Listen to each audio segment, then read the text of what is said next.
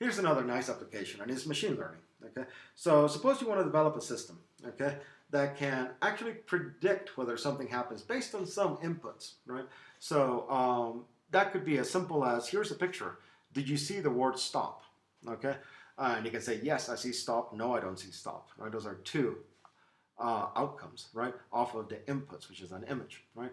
Or perhaps I could show you a deck of cards, right? Or actually, better yet, a poker hand, and say, I want you to predict whether this is going to be a win or a loss, right? Or perhaps, there's lots and lots of applications. Here's a really nice applications. Here's a mammogram that I just took of a patient. Take a quick look. Do you see cancer or not, right? And that could immediately come back and go, you know what, this is clean. I don't think there's any cancer. So you can go back to the patient and say, you're probably fine, okay? That's comfort. That's really useful, right? On the other hand, you might say, I think I might be seeing something, in which case you tell the patient, you know what, we need to bring in a specialist to take a look at this, right? That's not very comforting, but at least it's information more quickly to the patient.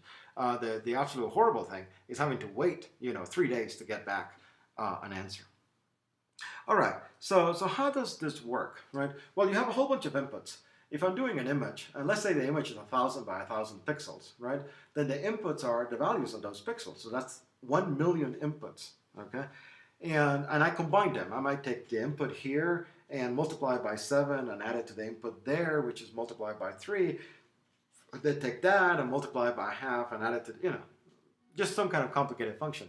And I have all those parameters, 7, 3, and a half, and they could be different, right? Maybe I would make a better system if this was 4 instead of 7. Okay. So what we actually do, right, is use machine learning. I mean, this is what machine learning is, to kind of guess or figure out what good values of those parameters are. This is really an optimization problem. You find the parameters that reduce the number of errors, for example, right? And that's an expected value. That's a probability type thing. I'm even going to go a little farther here and just make this case, right, that I think is a defensible case, and that is that modern artificial intelligence, right, machine learning and other AI questions, right, are really applied probability, perhaps in a sense applied statistics. And it used to be that it was logic and game theory, right? That was the heart of artificial intelligence. But I think today, I would say the heart of AI is really probability and statistics, okay? And just, for your, enjoyment, we require a course in statistics in the computer science program. This is why, right? Probability and statistics are so important in computing today. Okay, so here's kind of a last example that I want to show you about AI, and that is processing natural language.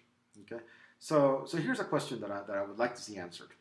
I have some text, and I've read a whole bunch of words, right? And I'd like to know what's the probability that the next word is dog. Okay, well, how can we answer that question? One simple thing is just to read a whole bunch of texts. For example, you could read all of the books in my office, or you could read, say, all of the books in the Library of Congress, right? Or you could read all of the documents produced by the United Nations. Just a whole bunch of different bodies of text. And you can read them all and look at each word and count the number of times each word occurs, right? And divide that by the total number of words, and that gives you the probability of any given word being, say, dog. Okay, so I can find out what dog is. Great. Now, suppose that I have more information. The last word that I read was bad. Okay, so what is the probability that the next word is dog? Again, we can do the same exercise we just did, right? So what I'm doing is I'm finding, every time I see the word bad, I look at the next word. If it's dog, I count it as a dog. Otherwise, I count it as a total, right? And in the end, I say, okay, the number of dogs following bad divided by the number of words following bad, okay? And that tells me the probability that the next word is dog, right, given that I saw bad.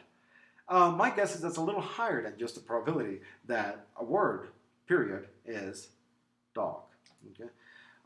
What if the last 3 words were no, bad, blank? Okay. Well, if the last words were no, bad, I think there's a pretty good chance that the next word is dog, okay? And by the way, I love dogs, so don't send me emails telling me that I'm hating on dogs. I'm not. I love dogs. But whenever I say no, bad, it's almost certain that the next word is bad dog, okay? So yeah, that's a high probability, I would think, right? So how can we use this? Well, one obvious way of using this is in autocorrect. Okay, so autocorrect could be as simple as go out and read a whole bunch of words, okay, and actually get the correct spelling, right? And so figure out, oh, when somebody wrote this, they really meant to write that, okay? And so based on that, if you see a word and you try to use the probability that that they meant something else, okay? That would be somewhat useful, except it'd be annoying for words that look like other words, right? Like dog and God, right? So, you know, oh my God, he wrote dog. He probably meant God. No, you know, it's a really bad autocorrect failure. Okay, so a better way of doing it is not to take just the word into account and the various misspellings, but to actually take into account the context, the words that were used before. Okay, so that's actually how autocorrect works in your smartphone. Okay, that's all probability. Okay, now what about modern translators? You know, like Google Translate. You look at a web page that's written in German, and you click a button, and you say, "I really need to see this in English." How does that work? Okay, and the surprising answer is that in computer science, we spend decades trying to do machine translation.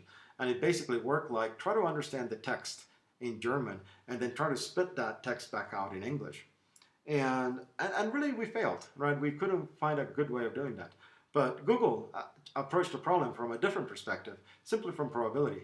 And they kind of think of this document shows up with a certain probability. And how do I know that? Because I look at the word combinations, right? And then they map that to other documents, and that's how they do the translation. Okay, and to do that, you need a large body of documents that are translated so that you can find these probabilities. And they did find that body of documents is the United Nations, right? So in the United Nations, you have all of these resolutions, ideas that are passed around, and they have to get passed around in the natural language of the different ambassadors, right? So that the U.S. ambassador reads the text in English, the Russian ambassador reads it in Russian, the French ambassador reads it in French, and so on, okay? And so there was kind of like a Rosetta Stone, a modern Rosetta Stone of documents that could be used for machine translation, automated machine translation. Google took that, ran with it, and kind of gave us machine translation and autocorrect at the same time.